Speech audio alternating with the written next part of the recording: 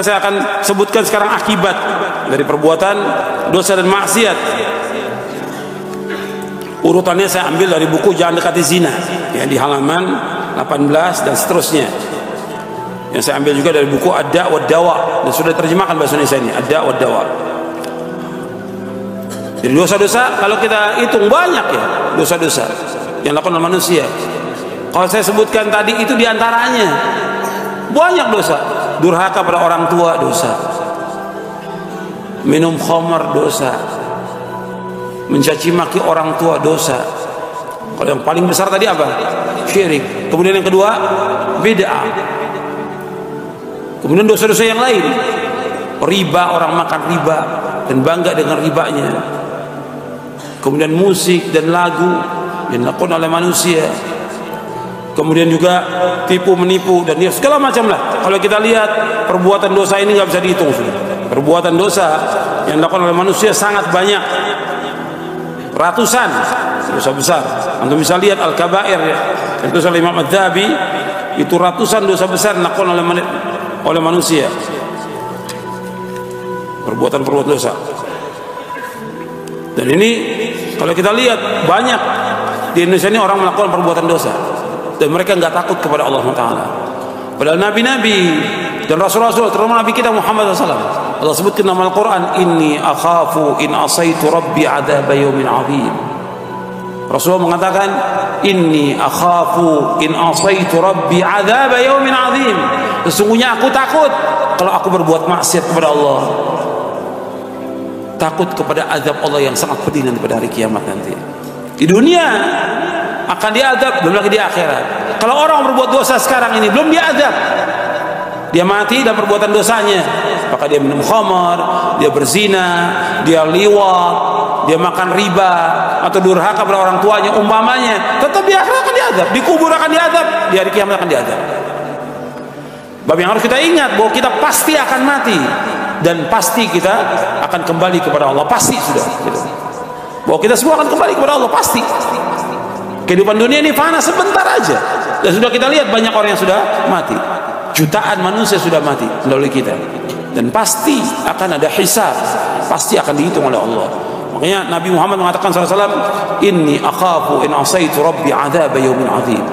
Aku takut kalau aku berbuat maksiat, Allah akan azab nanti di hari kiamat. Allah sebutkan dalam surah Al-An'am, Allah juga sebutkan dalam surah yang lainnya. Akibat perbuatan dosa dan maksiat, yang pertama, dosa dan maksiat akan menghalangi masuknya ilmu. Dosa dan maksiat akan menghalangi masuknya ilmu. Orang kalau sudah berbuat maksiat itu nggak akan dapat ilmu atau tidak berkah ilmunya. Hirmanul ilmi.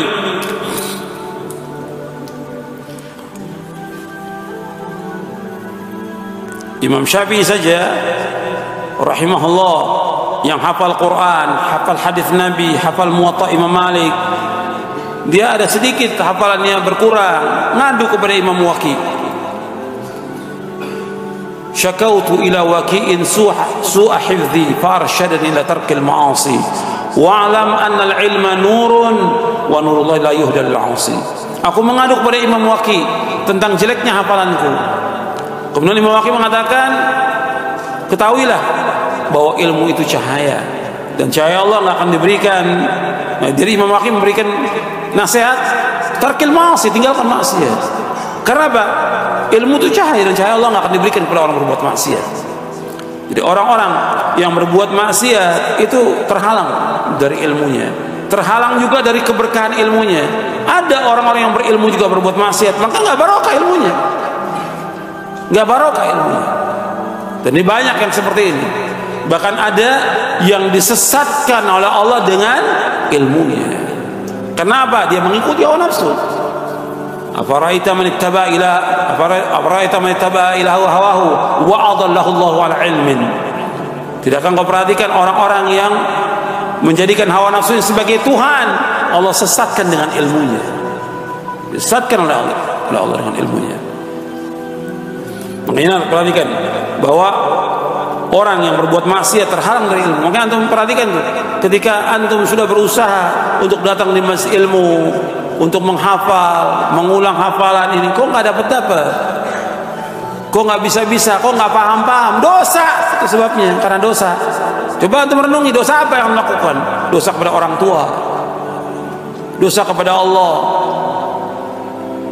dosa juga kepada yang lainnya. Antum ingat tuh apa dosa yang antum lalaikan ini? Ada perbuatan yang wajib antum tinggalkan, atau perbuatan yang wajib antum lalaikan, atau yang lainnya, perbuatan maksiat antum lakukan. Coba merenungi, apa sih dosa yang saya lakukan? Kok sekian lama ngaji seperti itu aja, nggak ada perubahan? Ini karena dosa maksiat. Yang kedua, akibat perbuatan dosa maksiat yang kedua, dosa dan maksiat akan menghalangi barokahnya rezeki dan umur. Akan menghalangi barokahnya rezeki dan umur. Jadi kata Ibnu Qayyim, hirmanur rizq, terhalangnya rezeki. Hirman ar-rizq, terhalangnya rezeki. Ada satu hadis dhaif yang dibawakan oleh Imam Ibnu Qayyim dalam bukunya Ad-Da'wah ini, yaitu kata beliau, innal abda la yuhramu rizqu bidzanbi yusibuhu. Sesungguhnya seorang hamba terhalang dari rezeki dengan sebab dosa yang dilakukan. Tapi riwayat ini ada kelemahannya. Menurut Imam Ahmad dalam musnadnya, tapi ada kelemahan di sini. Tapi kenyataan demikian kalau kita lihat. Artinya orang-orang yang berbuat maksiat itu barokah rezekinya nggak ada. Sekian banyak dia usaha, dia dagang, itu tetap aja ada yang diberikan kekayaan tapi nggak barokah hartanya. Ada juga yang diberikan susah. Setiap usaha dagang mesti ada nggak berhasil. Usaha ini nggak berhasil. Usaha ini selalu gagal. Jadi sulit dia rezekinya. Mungkin dilihat, dia introspeksi, ini apa nih, kok begini? Kok dagang setiap ini gagal? Usaha seperti ini, kok pekerjaan, urusan rumah tangga berantakan segala macam. Ini lihat, ini apa yang masalah? Ketika rezekinya diberikan seperti itu, ini ada masalah. Coba direnungi, apa yang pernah diperbuat dulu? Di antara yang paling besar, perhatikan, dia meninggalkan kewajiban sholat. Di antara yang paling besar lagi, dia durhaka pada orang tua. Antum lihat anak-anak yang durhaka, mesti hidupnya susah dia, mesti susah hidupnya, mesti susah. Tiap ada usaha mesti gagal, setiap usaha gagal, urusan gak ada yang beres. Karena apa? Durhaka pada orang tua. Apakah orang tuanya masih hidup atau sudah meninggal dunia? Coba dia ingat dulu, oh, dia pernah berbuat dosa pada orang tuanya sehingga usahanya banyak gagal. Dan seandainya pun diberikan rezeki, tidak barokah rezekinya. Beda dengan orang-orang yang taat. Dia miskin tapi dia taat kepada Allah, barokah hartanya, cukup buat dia, buat istrinya, buat anaknya, buat orang, cukup. Bahkan anaknya banyak, cukup. Kenapa? Barokah rezekinya. Tapi anaknya cuma 2, hartanya gajinya puluhan juta, nggak barokah. Kenapa? Karena maksiat yang dilakukan. Kemudian juga di sini disebutkan oleh Ibnu Qayyim, yaitu menghalangi barokahnya umur. Jadi betul orang-orang yang berbuat dosa dan maksiat ini, barokah umurnya nggak ada. Umurnya panjang tapi nggak barokah.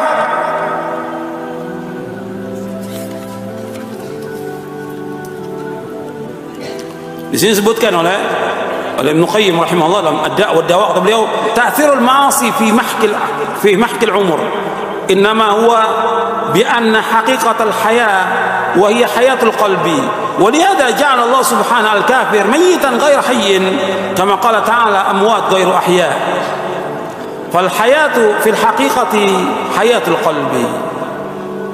Disebutkan bahwa pengaruh maksiat, jadi beliau membawakan pendapat orang, Ibnu Qayyim membawakan pendapat orang bahwa pengaruh maksiat dalam menghilangkan barokahnya umur. Karena apa? Karena hakikat yang dikatakan hidup, hakikat orang itu hidup, yaitu hatinya. Yang dikatakan orang itu hidup, hidup hatinya. Maka Allah menjadikan orang-orang kafir itu dikatakan oleh Allah mati dia. Karena apa? Mati apanya? Hatinya mati. Pada akhirnya orang kafir itu nggak hidup dia, mati dia. Dia hidupnya kata Allah dalam Al-Quran seperti apa? Binatang. Allah yang menyebutkan nama Al-Quran. ya'kuluna kama ta'kulul an'am wan naru mathwal lahum. Mereka makan seperti binatang ternak makan, neraka tempat tinggal mereka.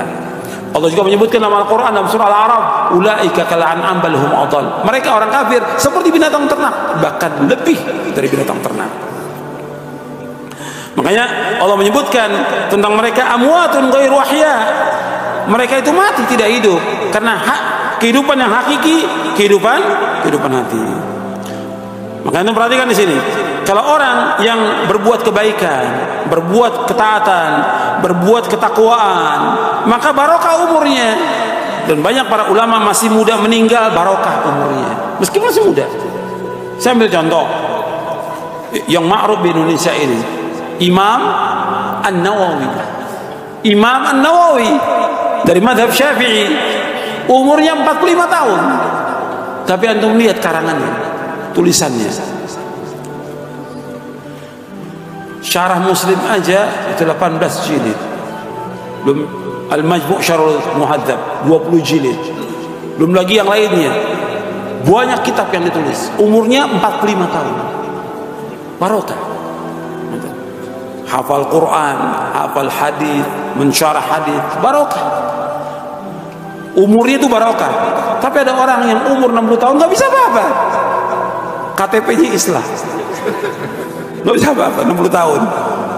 Ngaji belum bisa, baca Quran belum bisa, wudhu belum bisa, sholat belum bisa, segala macam belum bisa. Karena dilalui dengan perbuatan dosa dan maksiat. Dia wajib taubat, wajib kembali. Nggak ada istilah terlambat dalam Islam. Nggak ada terlambat. Kesempatan Allah buka untuk taubat, sekarang ditaubat kepada Allah. Kemudian juga disebutkan lagi tentang barokah, hilangnya barokah. Ini ada saya sebutkan lagi. Ibnu Qayyim menyebutkan di beberapa tempat ini di dalam kitabnya Ad-Da' wa Dawa.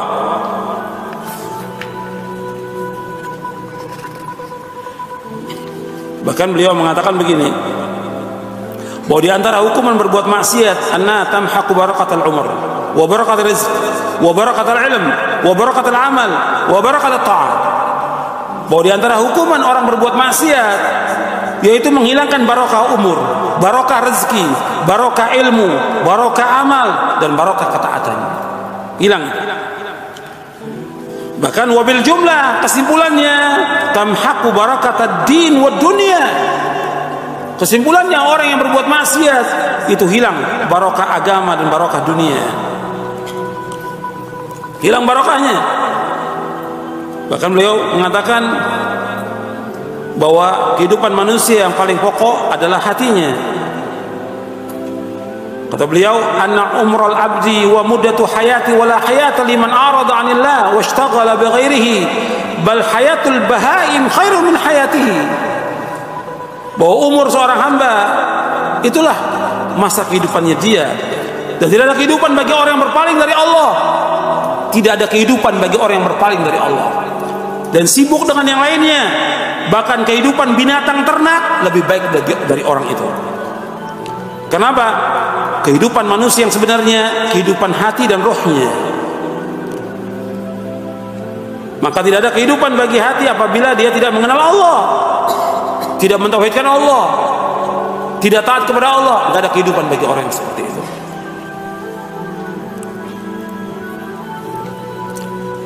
Kemudian yang ketiga, bahwa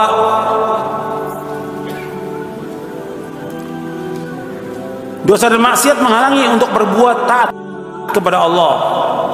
Dosa dan maksiat menghalangi orang untuk berbuat taat kepada Allah. Hirmanut ta'ah, hirman at-ta'ah. Jadi dia terhalang dari ketaatan kepada Allah. Antum bisa lihat orang-orang berbuat maksiat itu sulit dia untuk melakukan ketaatan, berat bagi dia melakukan ketaatan. Untuk ngaji berat, untuk datang ke majelis ilmu berat, untuk sholat berjamaah berat, untuk bangun di tengah malam berat, untuk berbuat sedekah berat, untuk melakukan ibadah haji atau umrah berat. Kenapa? Banyaknya maksiat yang dilakukan, berat dia. Mau melaksanakan ketaatan itu berat bagi dia. Kenapa? Karena dia banyak berbuat dosa dan maksiat. Maka antum lihat ketika antum ini kok malas untuk taat, malas ngaji, malas baca Quran, malas ini mah dosa dan maksiat. Perbuatan dosa dan maksiat. Itu menghalangi semuanya untuk taat kepada Allah. Kemudian yang selanjutnya, yang keempat, dosa dan maksiat akan mengurangi iman. Mengurangi iman. Dan ini kenyataan, karena menurut Ahlus Sunnah yang dikatakan iman yaitu iqrarun bil lisan wa i'tiqadun bil janan wa amalun bil arkan yazidu bi ta'ah wa yanqusu bil ma'siyah. Bahwa yang dikatakan iman menurut Ahlus Sunnah ikrar dengan lisan, meyakini dengan hati, kemudian melaksanakan dengan anggota tubuh, bertambah dengan ketaatan, berkurang dengan sebab perbuatan dosa dan maksiat. Jadi kalau orang sudah banyak berbuat dosa dan maksiat, berkurang terus imannya itu, turun terus imannya. Sedangkan kita berusaha bagaimana iman kita naik. Sebab kita khawatir kalau turun terus, bahkan kita maksiat terus, naudzubillah, akan wafat dalam keadaan su'ul khatimah. Betapa banyak orang-orang yang wafat dalam keadaan su'ul khatimah. Dia enggak menjaga imannya. Mengandung jaga iman ini. Iman ini merupakan modalnya seorang mukmin. Iman ini yang harus tetap ada pada dia. Dan dia harus pertahankan iman ini. Dan dia harus disuburkan iman, bertambah iman dengan ketaatan kepada Allah, dengan menjauhkan perbuatan maksiat. Makanya majelis ilmu dikatakan oleh para ulama majelis penyubur iman. Bahkan dikatakan riyadul jannah, taman-taman surga. Makanya itu harus kita datangi majelis ilmu itu. Datangi masjid Allah, duduk di masjid Allah. Karena dengan duduk di masjid Allah itu kita akan dikelilingi oleh malaikat. Duduk di masjid Allah, dibacakan ayat, dipelajari ayat, ditadaburi ayat, maka akan dikelilingi oleh malaikat, akan turun sakinah. Kata Nabi, wa majtama'a qaumun fi baitin min buyutillah yatluna kitab Allah wa yatadarasuna bainahum illa nazalat 'alaihimus sakinah wa ghashiyatuhumur rahmah wa haffathumul malaika wa dzakarahumullah fi man 'inda. Kata Nabi SAW, barang siapa yang duduk di masjid, dari masjid Allah, di masjid, bukan di rumah, di masjid, ngajinya di masjid, maka akan turun sakinah. Yang kedua apa? Diliputi rahmat Allah. Yang ketiga, dikelilingi malaikat. Yang keempat, Allah akan sebutkan di antara para malaikat yang ada di sisinya. 4. Dengan kita duduk di masjid, mempelajari Quran dan Sunnah, yang pertama kata Nabi akan turun sakinah, ketenangan. Yang kedua, dikelilingi oleh malaikat. Yang ketiga, yaitu akan yang kedua diliputi rahmat Allah. Yang ketiga, dikelilingi malaikat. Yang keempat, Allah akan sebutkan di antara malaikat yang ada di sisi Allah. Hadis ini sahih Muslim dan ada dalam kitab Arba'in An-Nawawi. Kemudian yang keenam, yang kelima, dosa dan maksiat akan membuat urusan menjadi sulit. Untuk bisa lihat sulit. Orang-orang yang urusannya sulit, ya, ta'siru umurin alaihi, urusannya menjadi sulit. Makanya anda melihat urusannya banyak orang-orang yang mengalami kesulitan. Sulit dia, mau kerja sulit, mau cari maisha sulit, mau dagang sulit, mau tawarkan barang sulit, mau ini sulit. Ini akibat maksiat yang dilakukan. Kok susah semuanya ini? Kau ini apa dosa apa yang dilakukan? Ya bisa dosa-dosa yang baru dilakukan, bisa juga dosa yang lalu yang pernah dilakukan, yang kadang-kadang dia sudah lupa dengan dosa itu. Terutama yang saya ingatkan, dosa kepada kedua orang tua, dan itu banyak. Anak-anak yang lalai, yang dia banyak berbuat dosa pada orang tuanya. Orang tua sudah meninggal, nggak bisa lagi dia minta maaf pada orang tuanya. Tapi itu akibatnya kapan? Sekarang. 5 tahun yang lalu dia berbuat dosa pada orang tuanya, atau 10 tahun yang, atau 20 tahun yang lalu. Sekarang akibatnya Allah kasih. Akibat perbuatan dosa dan maksiat yang dilakukan. Maka susah urusannya. Cari maisha susah, mau kerja susah, mau dagang susah, mau didik istri susah, mau didik anak susah, sulit semua urusannya. Karena apa? Dosa dan maksiat yang lakukan. Dosa dan maksiat. Itu perhatikan, dosa dan maksiat membuat semua urusan jadi nggak beres, nggak mudah. Makanya kita terus berusaha minta ampun kepada Allah dan doa kepada Allah agar dimudahkan urusan kita. Ya Hayyu ya Qayyum bi rahmatika astaghitsu aslih li sya'ni kullahu wa la takilni ila nafsi tarfatain. Ya Hayyu ya Qayyum, ya Allah yang Maha Hidup, yang berseri. Bi rahmatika astaghits, dengan rahmatmu aku minta tolong di saat sulit. Aslih li sya'ni kullahu, mudahkan semua urusanku ya Allah. Wa la takilni ila nafsi tarfatain. Jangan kau biarkan aku tidak ditolong oleh engkau meskipun hanya sekejap mata. Karena kita butuh kepada Allah, butuh kepada Allah setiap detik nafas kita. Kita butuh kepada Allah setiap detik nafas. Karena kita nggak punya kemampuan apa-apa. Kita bisa duduk di tempat ini, yang tolong siapa? Allah. Nggak mungkin antum bisa duduk, saya bisa ngajar, bisa jalan ke tempat. Nggak mungkin kalau Allah nggak tolong. Kita nggak punya kekuatan. La haula wala quwata illa billah. Itu harus kita ingat. Semua kenikmatan yang Allah berikan kepada kita, Allah yang berikan. Bukan kehebatan kita, bukan kemampuan kita, Allah yang berikan. Saya bisa membacakan kepada antum ayat hadis karena Allah yang tolong kita. Antum bisa duduk, bisa nulis karena Allah yang tolong kita. Kaitkan semua nikmat Allah yang berikan. Wa ma bikum min ni'matin fa min Allah. Semua nikmat yang Allah berikan, Allah yang berikan, bukan kita, bukan kebisaan kita, bukan kepintaran kita, bukan kepandaian kita, tapi semuanya Allah Subhanahu wa taala. Perhatikan itu. Bahwa kita nggak ada daya sama sekali. La haula wala quwwata illa billah. Kemudian yang selanjutnya, yang keberapa sekarang? Yang keenam. Yang keenam, akibat dosa maksiat membuat hati selalu gelisah. Membuat hati selalu gelisah.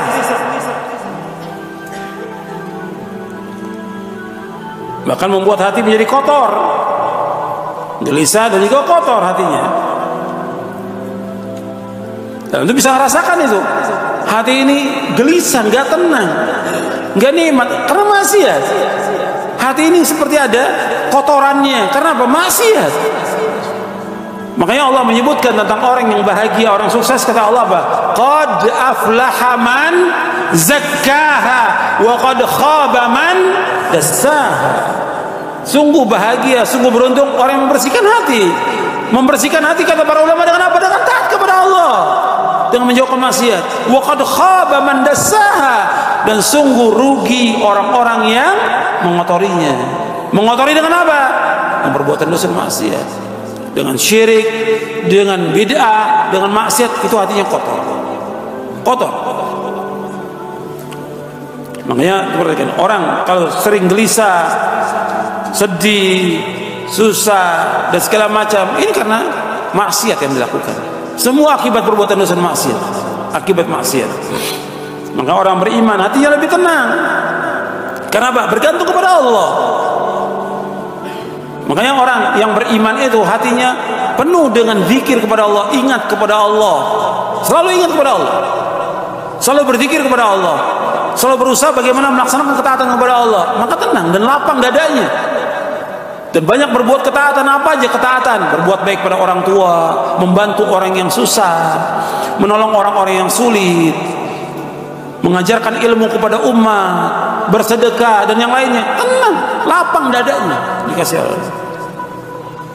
Makanya ketika orang itu sempit, susah, ini saya dia nggak beres nih dari urusannya. Ini ada yang nggak beres, yaitu maksiat. Kemudian yang ketujuh, bahwa dosa dan maksiat membuat hati itu menjadi gelap.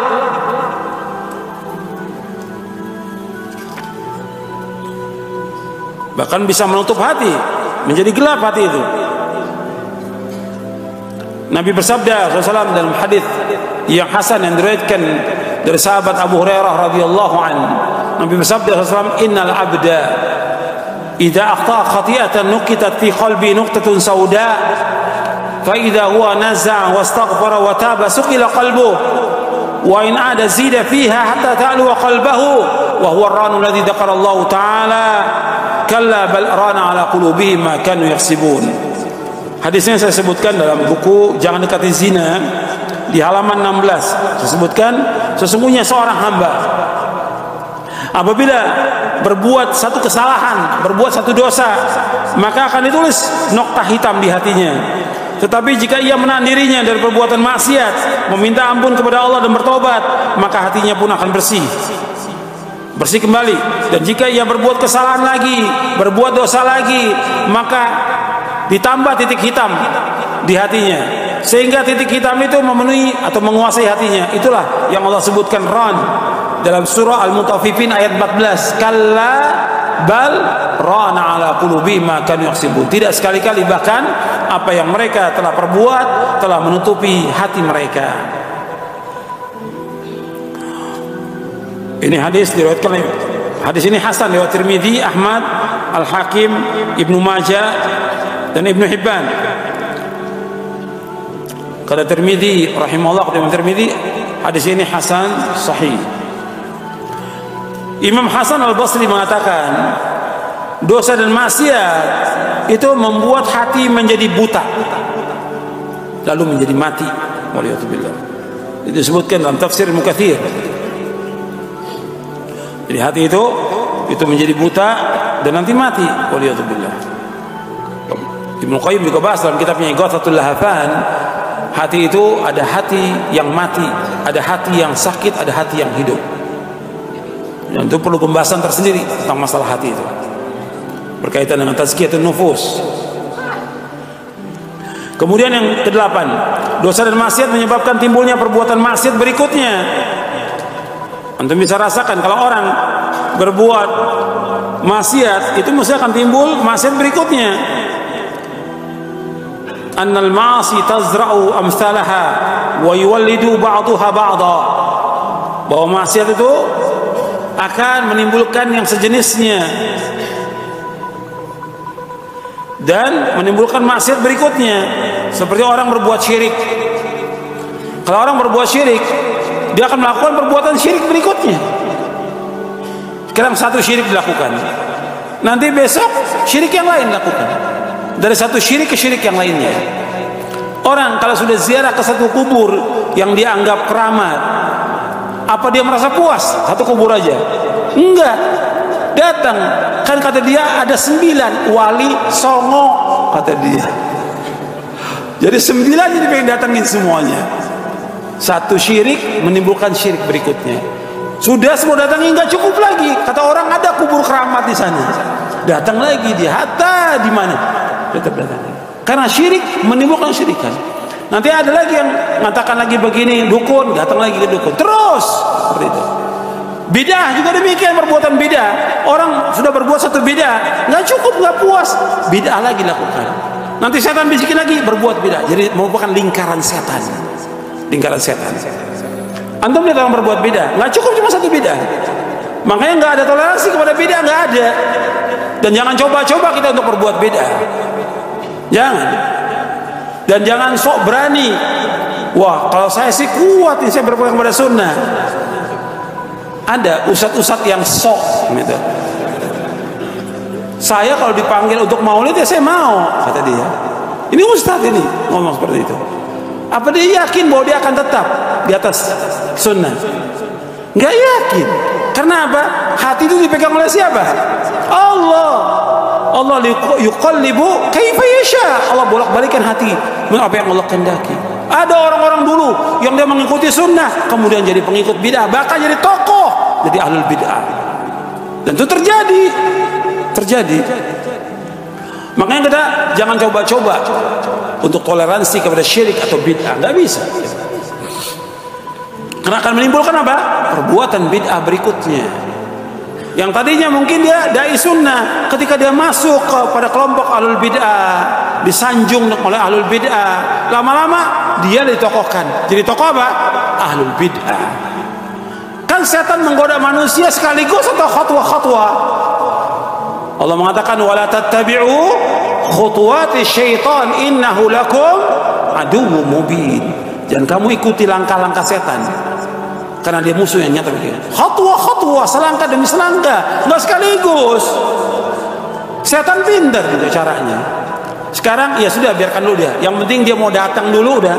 Alhamdulillah, ustadznya datang diundang dalam acara maulid, acara bid'ah atau acara yang lain, ustadznya mau datang dengan berbagai gelarnya sudah si ustadz ini. Sudah datang, nggak apa-apa, nggak dimintain pendapat segala macam. Udah, yang penting datang, udah alhamdulillah, kata mereka. Yang kedua, setan bilang, ya suruh dong dia ngomong, kata setan. Jangan dibiarkan, masa di situ aja. Buat apa dia datang? Dia kan punya kedudukan. Suruh ngomong. Ngomongnya awalnya lurus-lurus aja. Itu undangan yang kedua. Undangan yang ketiga mulai mendukung. Ya kalau menurut saya sih ini nggak apa-apa. Ini kan masalah khilafiyah, atau istilah sekarang ijtihadiyah. Yang ketiga itu. Yang keempat, udah hilang tuh masalah ijtihadiyah. Memang kita harus hidupkan yang seperti ini. Betul nggak setan seperti itu? Itu setan. Gitu. Awalnya khilafiyah, awalnya ijtihadiyah, terakhir jadi tokoh dia. Karena dia nggak bisa. Hati ini di tangan Allah. Yang paling Nabi sering berdoa kepada Allah, ya muqallibal qulub, tsabbit qalbi ala dinik. Ya Allah, yang bolak-balikan hati, tetapkan hatiku atas agamamu. Nggak bisa kita toleransi kepada bid'ah. Nggak bisa datang pada ahlul bid'ah minta maaf, nggak bisa.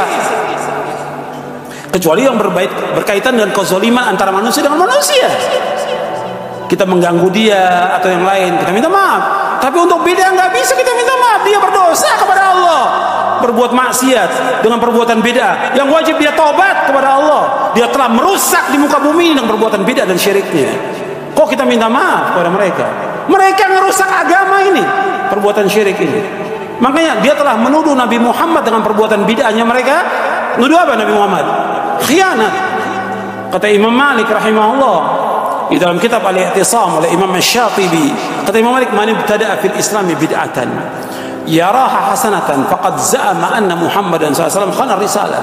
Fa inna Allah yaqul al-yawma akmaltu lakum dinakum wa atmamtu 'alaikum ni'mati wa raditu lakum al-Islam dinan. Fa ma lam yakun yawma idzin dina fala yakun al-yawma dina. Kata Imam Malik rahimahullah, sebagaimana dinukil oleh Imam Asy-Syatibi dalam kitabnya Al-I'tisam, barang siapa mengadakan bid'ah, kalau dalam Islam bid'ah itu semuanya baik atau semuanya jelek? Semua bid'ah jelek, semua bid'ah sesat, nggak ada yang balik. Barang siapa yang berbuat bid'ah yang dianggap baik oleh dia, kata Imam Malik, maka orang itu telah menuduh Nabi Muhammad apa? Khianat. Kenapa? Allah sudah berfirman, pada hari ini aku telah sempurnakan bagimu agamamu, aku telah cukupkan bagimu agamamu, dan aku ridho Islam sebagai agama bagimu. Artinya Islam sudah sempurna. Kalau dia mengadakan ada bid'ah yang baru, berarti dia telah menuduh Nabi Muhammad ini khianat, belum menyampaikan apa? Semua risalah. Padahal Allah sudah mengatakan agama sudah sempurna, berarti Nabi sudah menyampaikan semua agama. Maka kata Imam Malik, barang siapa apa yang tidak menjadi agama pada masa lalu, sekarang pun tidak jadi agama. Jadi bukan masalah kecil, masalah bid'ah ini. Nah, sekarang orang dianggap kecil. Begitu juga maksiat. Sekarang ini maksiat dianggap remeh oleh manusia. Akan menimbulkan maksiat berikutnya. Orang yang telah berbuat maksiat, kewajiban dia apa? Tobat. Secara akal yang waras, pantas nggak dia dimunculkan di podium, dikenalkan kepada manusia? Ini mantan penyanyi, ini mantan pemusik, ini mantan pelawak, ini mantan penyanyi. Pantas nggak? Nggak pantas. Pakai akal yang waras, apalagi pakai agama. Kalau dia berbuat maksiat, kewajiban apa? Tobat, bukan dimunculkan di tengah-tengah manusia, di tengah kaum muslimin. Kalau mau dakwah sesuai dengan syariat, dakwakan. Ada radio, ada TV, kita dakwakan. Orang mau dapat hidayah, silahkan. Orang mau tetap sesat, silahkan. Allah mengatakan dalam Al-Quran, "Faman syaa'a falyu'min wa man syaa'a falyakfur." Barang siapa mau iman, silahkan. Mau kufur, silahkan, kata Allah. Bukan kita mencari masa dengan memunculkan orang-orang yang berbuat maksiat. Gak boleh dalam Islam. Kenapa? Akan menimbulkan maksiat berikutnya apa? Yang lebih berbahaya lagi. Yang tadinya dia belum belajar agama, baru tobat, sekarang dipanggil sebagai apa? Ustaz. Apa gak menyesatkan kaum muslimin dengan sebab itu? Menyesatkan kaum muslimin dengan sebab itu. Gara-gara ustaz memunculkan mereka. Kewajiban mereka untuk tobat kepada Allah. Bukan cerita tentang dosanya. Gak ada ulama salaf menceritakan dosanya. Kalau dikatakan, kan pernah sahabat menceritakan tentang zaman jahiliyah. Di depan siapa? Rasulullah SAW. Apa sama hati kita dengan hatinya para sahabat? Hatinya para sahabat khairu qulubin nas, sebaik-baik hati manusia yang nggak ada lagi. Allah ciptakan manusia seperti sahabat, nggak ada. Pada zaman dahulu nggak ada, dan nggak ada lagi sampai hari kiamat orang seperti sahabat. Khairun nas, sebaik manusia. Kita nggak akan sama dengan para sahabat. Kalau sahabat menceritakan tentang masa yang lalu dalam rangka dia bertaubat kepada Allah, untuk kembali kepada Allah dan menguatkan imannya, bukan bangga dengan maksiatnya, bukan bangga dengan jahiliyahnya, bukan. Mereka tinggalkan semua perbuatan jahiliyah itu. Dan di hadapan Rasulullah tegur ketika mereka ada kekeliruan dan salah. Tapi mereka orang yang terbaik di muka bumi. Dan mereka dijamin dengan apa? Surga. Kita dijamin nggak? Nggak dijamin. Makanya jangan dibanggakan ketika orang berbuat maksiat. Tobat, nggak ada masalah tobat. Kita gembira dengan orang bertobat. Dan mudah-mudahan tobatnya istiqamah. Tapi dimunculkan depan orang nggak benar yang seperti itu. Menceritakan tentang kisahnya yang lalu. Kok diceritakan dosa kepada orang? Para ulama salaf paling takut kalau disebutkan dosa. Kamu dulu pernah berbuat dosa. Takut para sahabat. Takut juga para ulama salaf. Karena apa? Takut ketika dia menceritakan dosa itu diwafatkan oleh Allah pada saat itu. Maka matinya pada apa? Su'ul khatimah. Antum lihat penjelasan Imam Ibn Rajab Al-Hambali dalam kitabnya Jami' Ulum wal Hikam. Kata beliau bahwa al-khawatim mirath as-sawabiq. Al-khawatim, akhir kehidupan seseorang itu tergantung daripada apa? Yang dahulu dia apa? Berbuat apa dia dulunya? Itu akhir kehidupannya dia. Kalau dia berbuat taat, itu akhirnya insya Allah taat. Tapi kalau maksiat terus maksiat, apa kita yakin orang-orang seperti itu kemudian dia istiqomah dalam tobatnya? Gak yakin kita. Mungkin dia masih maksiat, masih kumpul dengan teman-temannya, mungkin istrinya juga masih berbuat maksiat. Kok dibanggakan? Kenapa nggak kita munculkan ulama, talibul ilm yang saleh, yang taat untuk dakwah? Kok kenapa ya orang-orang yang mantan-mantan seperti ini disuruh untuk dakwah? Ini ngerusak agama yang seperti ini. Kenapa? Orang awam akan manggil mereka sebagai apa? Ustaz, karena mereka nggak punya ilmu. Orang yang berdakwah tanpa ilmu ini menyesatkan lebih banyak daripada mengajak manusia kepada kebenaran. Syaratnya dakwah itu apa? Ilmu. Dalilnya. Dalil Allah sebutkan dalam surah Yusuf, surah 12 ayat 108, bahwa dakwah harus dengan ilmu. Dalam surah Yusuf ayat 108 Allah berfirman, "Qul hadhihi sabili ad'u ila Allah ala basiratin ana wa man ittaba'ani wa subhanallahi wa ma ana minal musyrikin." Qul hadhihi sabili, katakan ini jalanku, ini caraku, ini manhajku. Ad'u ila Allah, aku mengajak manusia ke jalan Allah. Ala basirah, dengan dasar ilmu dan keyakinan. Ana wa man tabi', aku dan orang mengikut aku. Wa subhanallah, maha suci Allah, wa ma ana musyrikin, aku tidak termasuk orang berbuat syirik. Dakwah harus dengan ilmu. Dan dakwanya Allah sebutkan di sini, ad'u ila Allah. Kata para ulama, kalimat ad'u ila Allah dua, perhatikan itu. Yang pertama, mengajak manusia ke jalan Allah, bukan kepada pribadi kita. Bukan mengangkat kita, bukan orang supaya ta'assub dengan kita, nggak boleh, tidak boleh. Ajak manusia ke jalan Allah, itu yang pertama. Yang kedua, at-tanbih alal ikhlas. Yang kedua dalam ayat itu, at-tanbih alal ikhlas, bahwa orang itu wajib untuk ikhlas dakwahnya karena Allah, bukan karena dunia, bukan karena popularitas, bukan untuk mencari masa, bukan, tapi karena Allah di dakwahnya. At-tanbih alal ikhlas. Jelas? Jelas? Nah, kita lanjutkan. Ya, dosa dan maksiat menyebabkan timbulnya perbuatan maksiat yang lainnya. Apakah syirik, bid'ah, atau maksiat yang lainnya. Kemudian selanjutnya, yang kesembilan, mendatangkan kehinaan di dunia dan di akhirat. Bahwa orang yang berbuat dosa dan maksiat itu akan mendatangkan kehinaan di dunia dan di akhirat. Hina dia. Orang berbuat maksiat itu mesti hina, nggak mungkin tidak.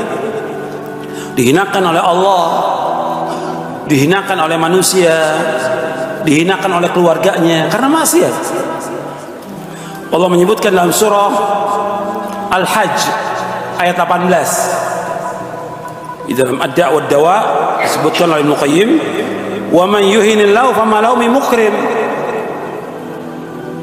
Dan barang siapa yang dihinakan oleh Allah, maka tidak ada yang dapat memuliakannya.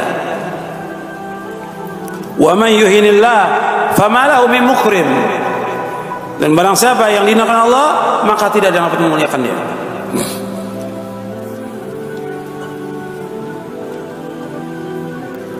Jadi orang yang berbuat dosa itu akan hina.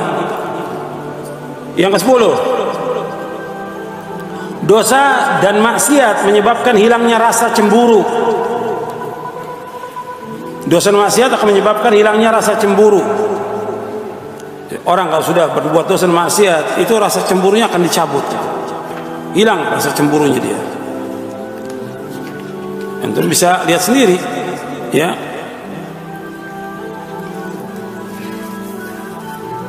Umpamanya suami yang membiarkan istrinya terbuka auratnya.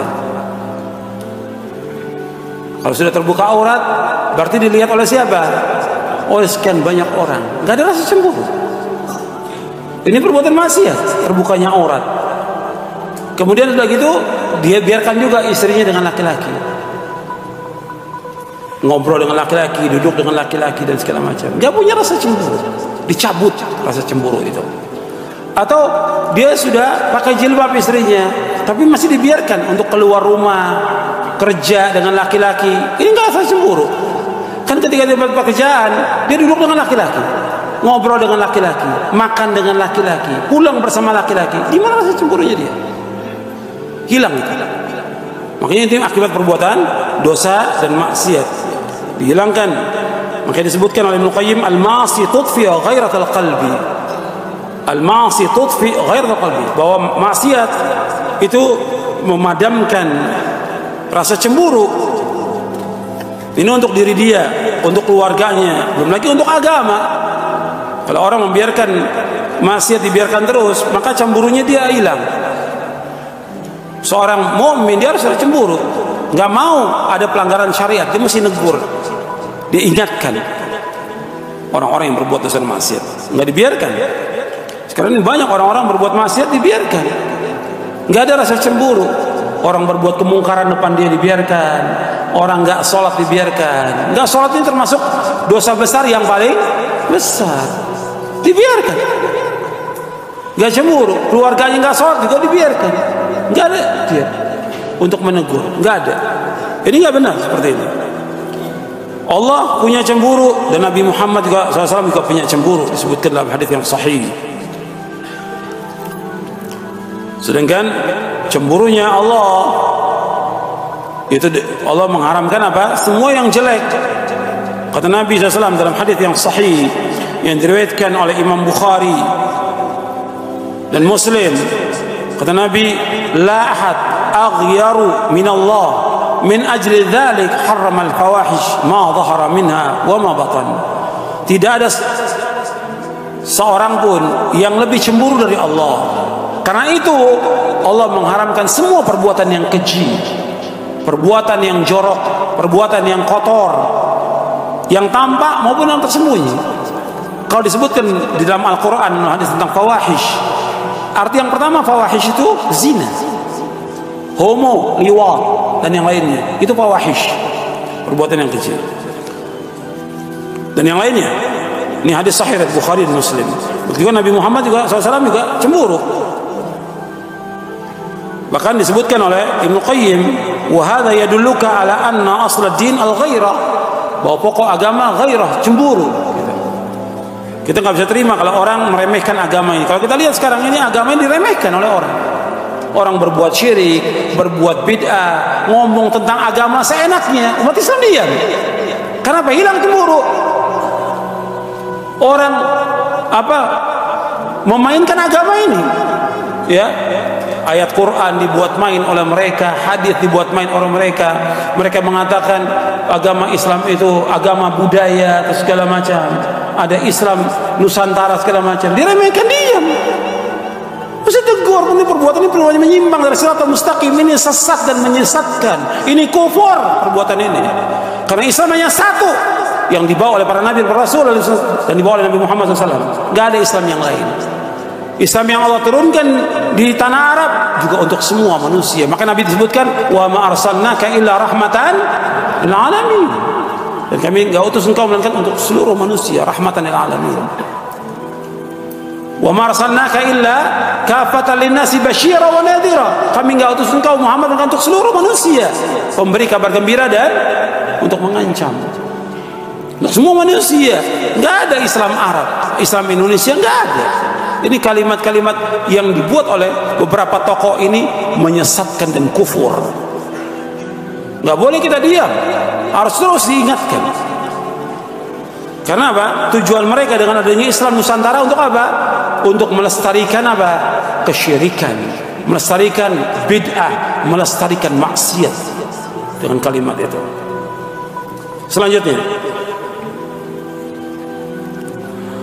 yang ke-11, yaitu membuat terbiasa berbuat maksiat.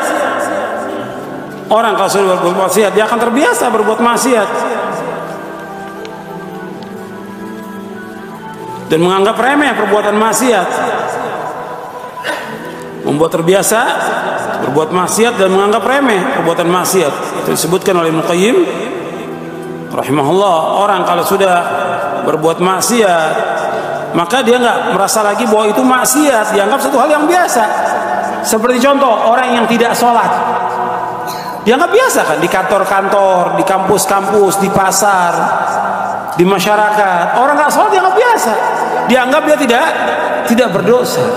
Dan ini perbuatan mungkar yang paling mungkar, perbuatan dosa yang paling besar. Meninggalkan sholat, dosanya lebih besar dari dosa zina. Meninggalkan sholat lebih besar dosanya daripada dosa mencuri. Lebih besar meninggalkan sholat. Disebutkan oleh para ulama, bahkan hukuman orang yang meninggalkan sholat berat hukumannya. Kalau menurut mazhab Syafi'i dibunuh. Pemerintah harus membunuh orang-orang yang nggak sholat itu, pemerintah, atau dipenjara sampai dia taubat.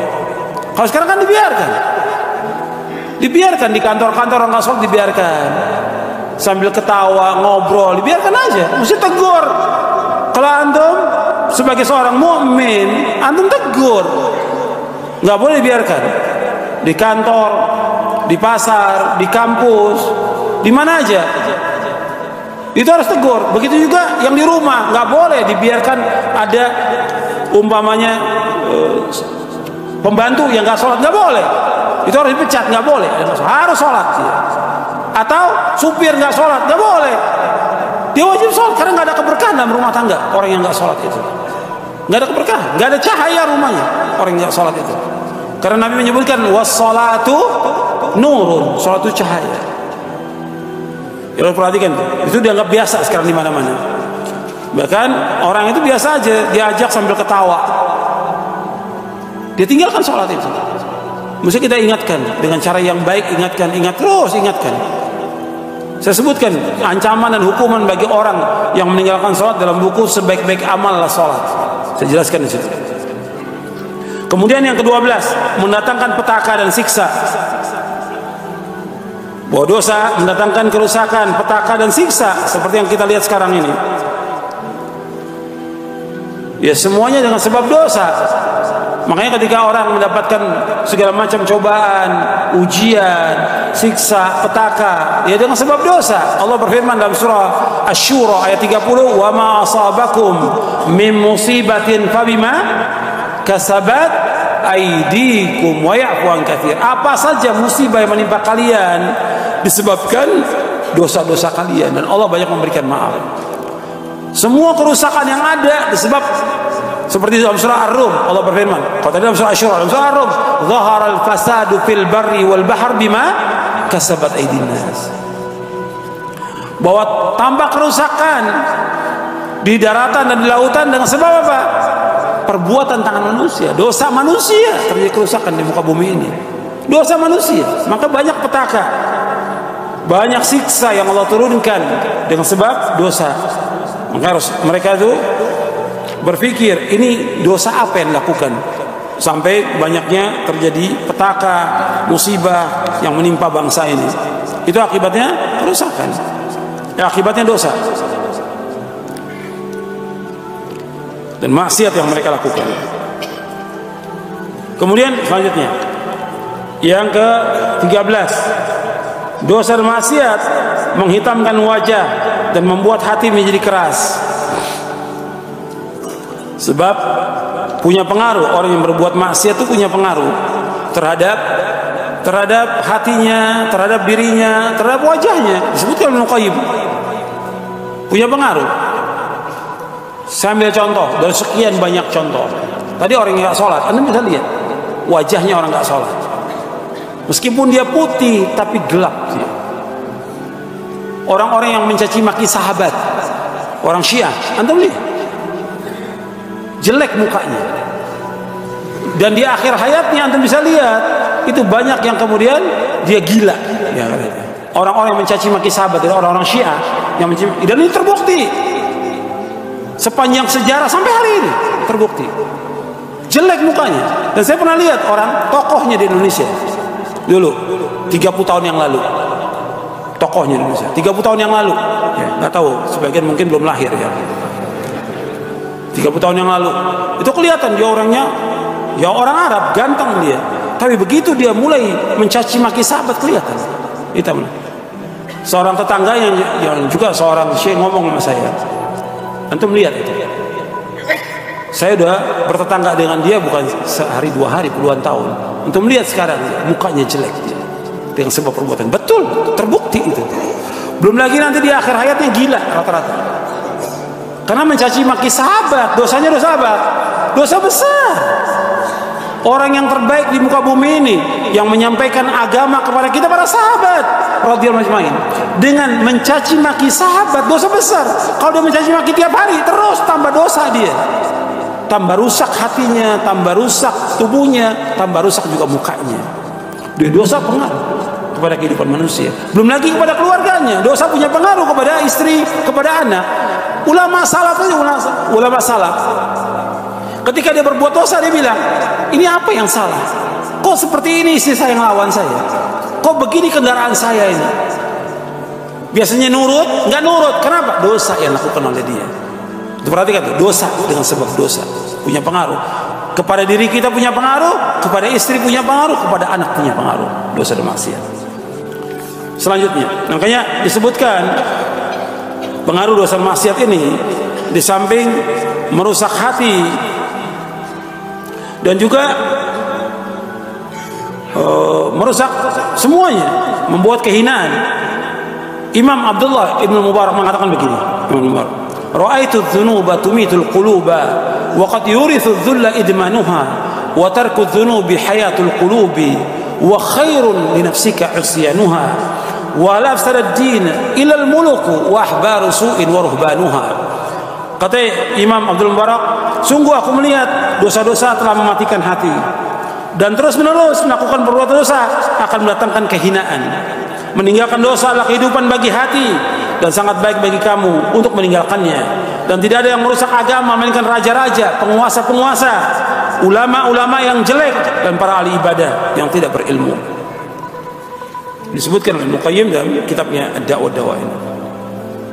Kemudian selanjutnya yang ke-14, bahwa dosa menghilangkan rasa malu.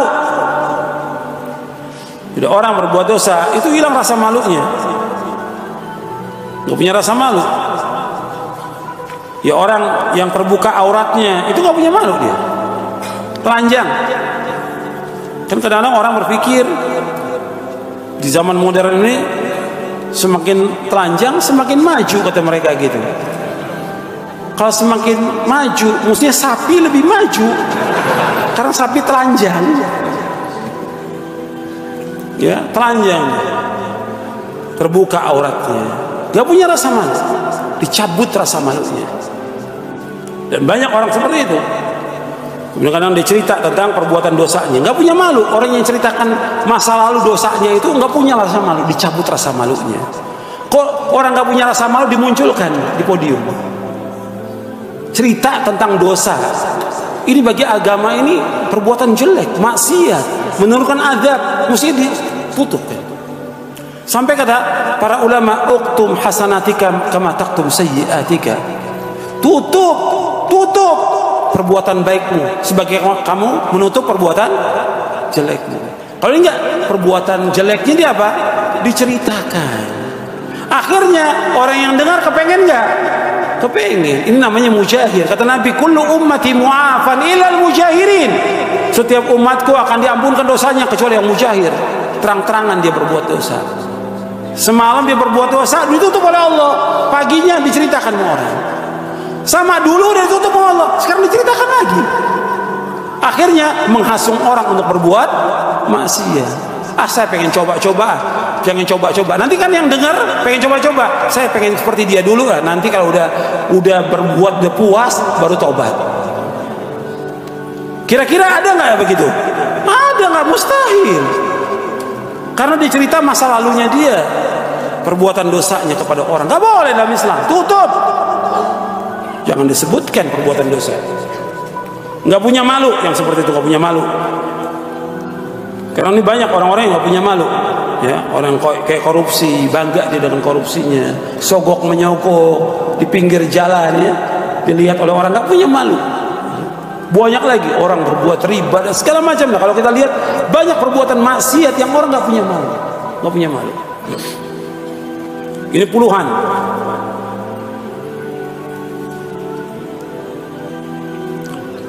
Kemudian yang ke-15.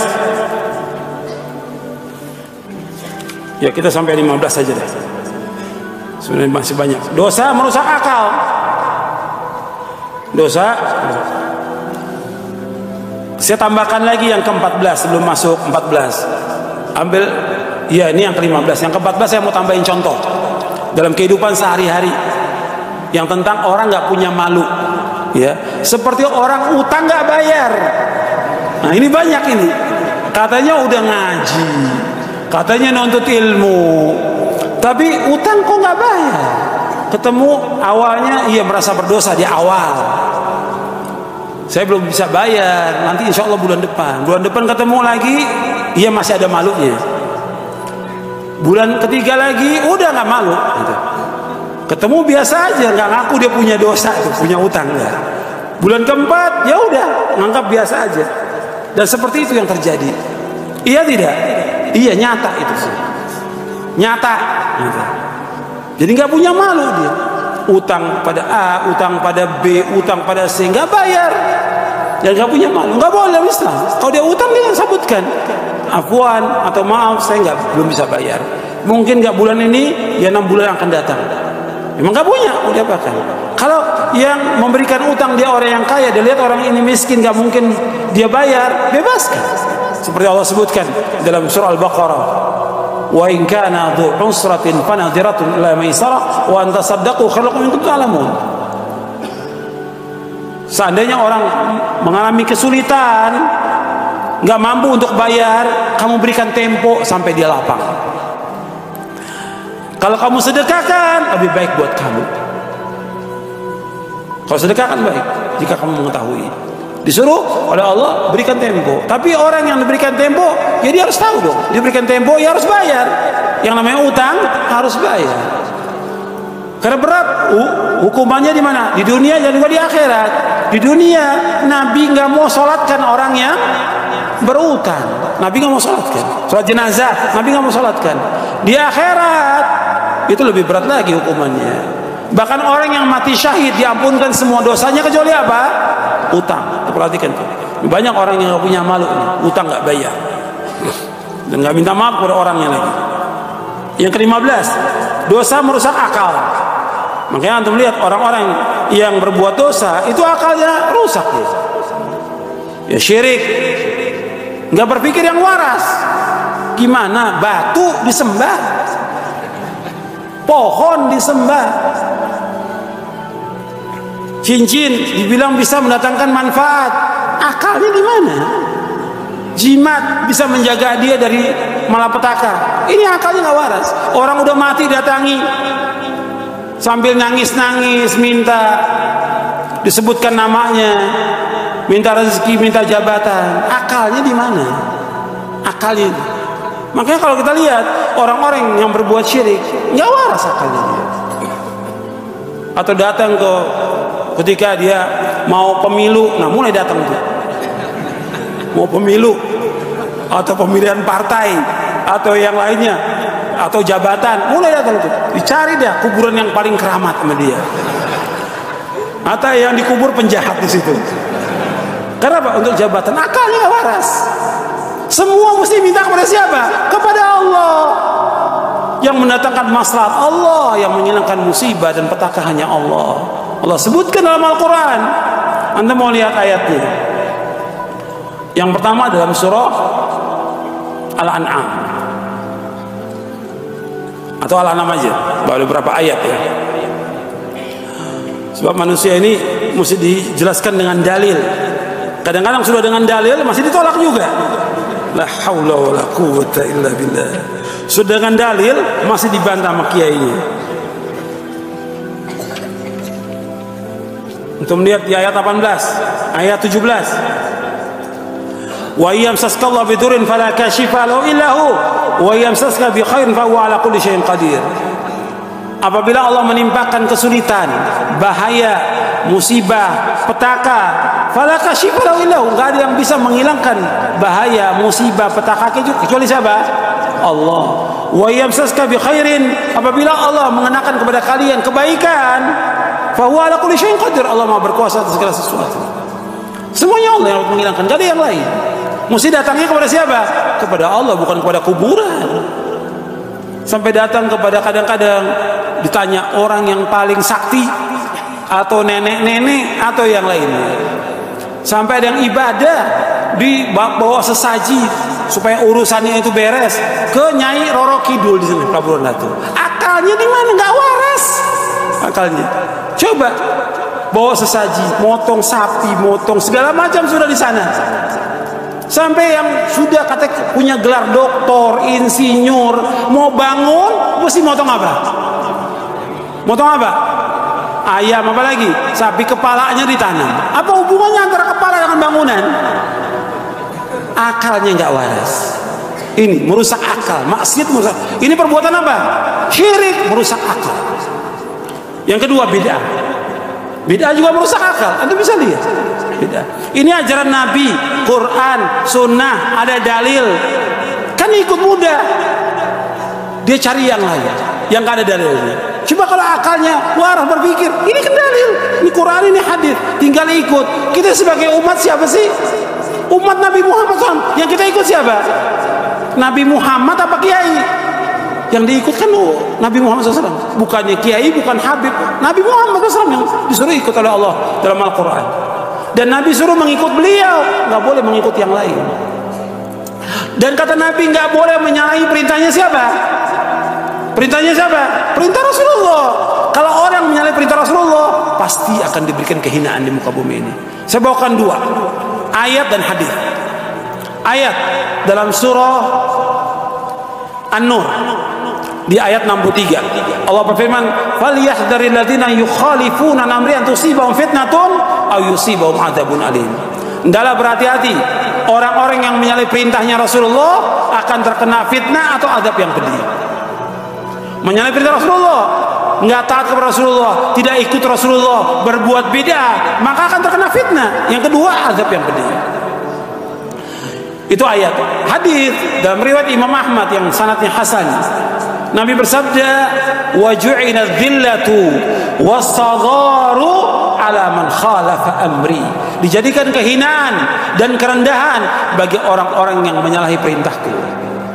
Itu perintah ikut Rasulullah. Ini enggak ada dalilnya, tetap dikasih keterangan nih. Kiainya kasih keterangan. Saya ambil contoh umpamanya. Tahlilan. Membaca la ilaha illallah, baca Quran, doa di tempat kematian sesudah kematian. Ada apanya? Ada sesuatu nggak di situ? Ada. Apa? Makan-makan. Kalau nggak ada makan-makan, sepi tuh. Nah, kita tanya kepada dia, ada nggak dalilnya? Pak Kiai, Pak Ustadz, ini ada dalilnya? Ya, tapi kan ini baik. Loh, saya tanya dalil. Antum melakukan perbuatan ini kan ingin mengharapkan apa? Ganjaran, pahala, mendekatkan diri kepada Allah supaya si mayit diampuni dosanya. Dalilnya ada nggak? Ya pokoknya ini baik. Kok pokoknya ini baik? Loh, kita dalil, tanya dalilnya, ada apa tidak? Kalau nggak ada, jangan diikut. Kan Nabi bersabda, "Man 'amila 'amalan laysa 'alaihi amruna fahuwa." Bahkan kebalikannya, para sahabat ijma. Kata para sahabat, kunna na'udul ijtima'a ila ahlil mayyit wa san'ata ta'ami ba'da dafni minan niyaha. Kami para sahabat telah ijma' sahabat maksum. Kami telah ijma' berkumpul-kumpul di tempat kematian dan makan-makan tempat kematian, termasuk meratap. Meratap hukumnya apa? Haram. Berarti nggak boleh. Ini coba dalil ada, nggak mau ikut dalil, mengada-ada. Kalau ditanya lagi, pernah nggak sahabat mengerjakan? Nabi nggak pernah mengerjakan. Padahal di zaman Nabi, anak-anak Nabi meninggal. Nabi masih hidup, kecuali satu, Fatimah. 6 bulan setelah Nabi wafat baru meninggal, Fatimah radhiyallahu anha.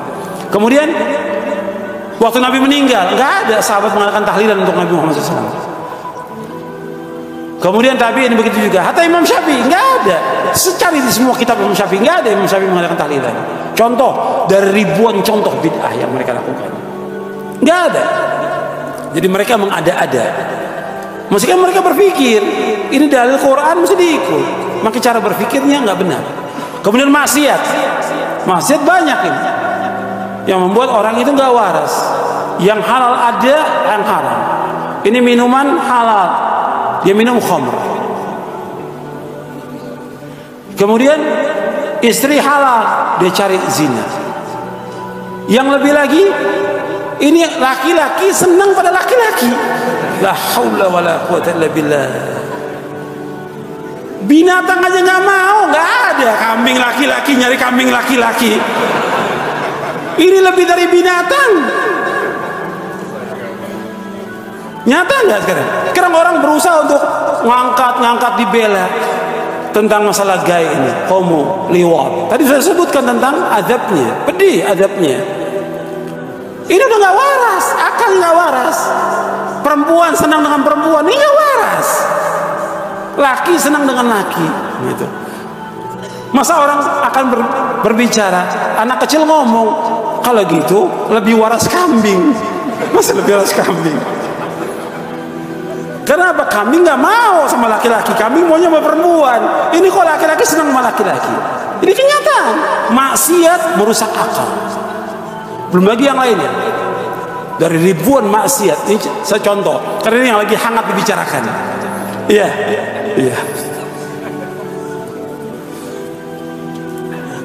Kemudian, ikhwan fillah, azakumullah.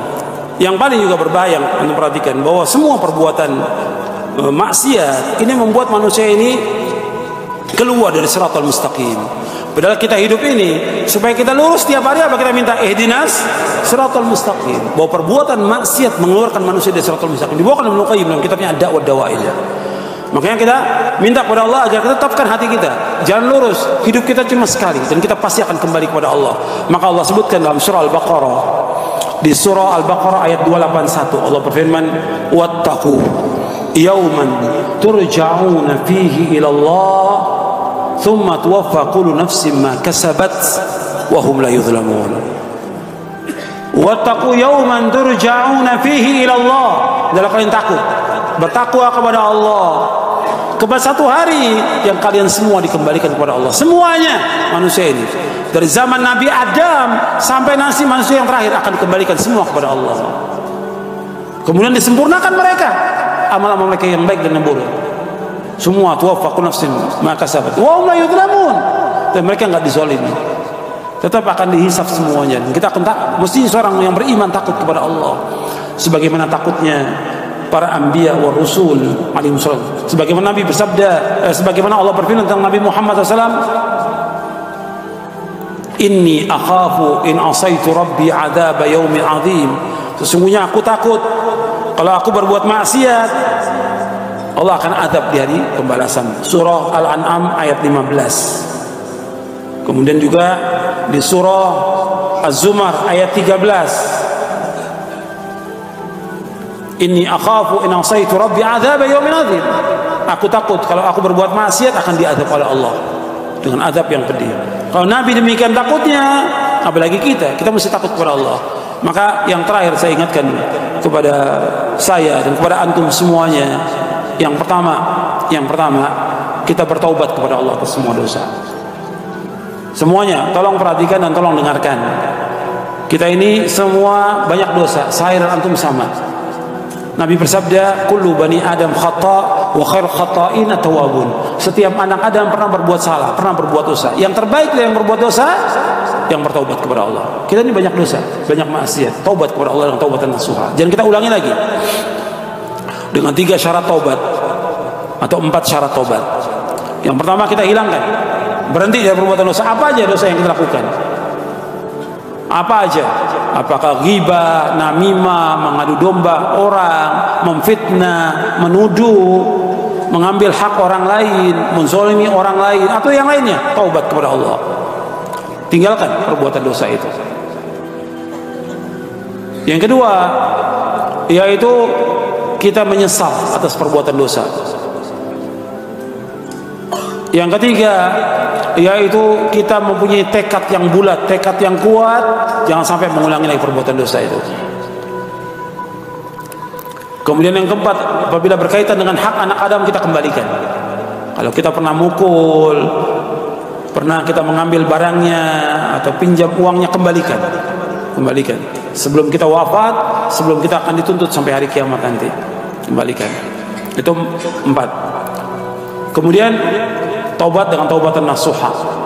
Taubat dengan taubat yang jujur. Allah berfirman, ya ayyuhalladzina amanu tubu ilallahi taubatan nasuha.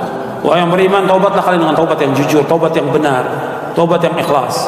Dan disuruh kita segera bertaubat, enggak boleh tunda. Wasari'u ila maghfiratin min rabbikum. Segera kalian menuju ampunan Allah. Yang kedua, takwa kepada Allah. Bertakwa kepada Allah di mana saja kita berada. Takwa, merasa takut dengan Allah, melaksanakan ketaatan kepada Allah, menjauhkan maksiat, dan juga merasa diawasi oleh Allah.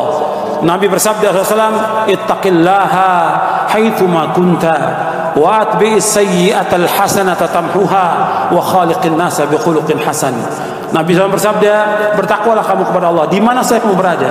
Di mana aja, di rumah, di jalan, di pasar, di kampus, di tempat kerja, di kantor, di mana aja kita mukim, kita safar, kita sendiri berjamaah, takwa kepada Allah, merasa diawasi oleh Allah, melaksanakan ketaatan kepada Allah, menjauhkan maksiat.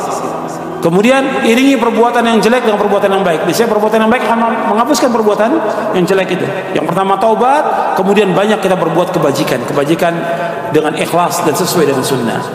Yang ketiga, wa khaliqin nasa bi khuluqin hasan, bergaul dengan manusia dengan akhlak yang mulia.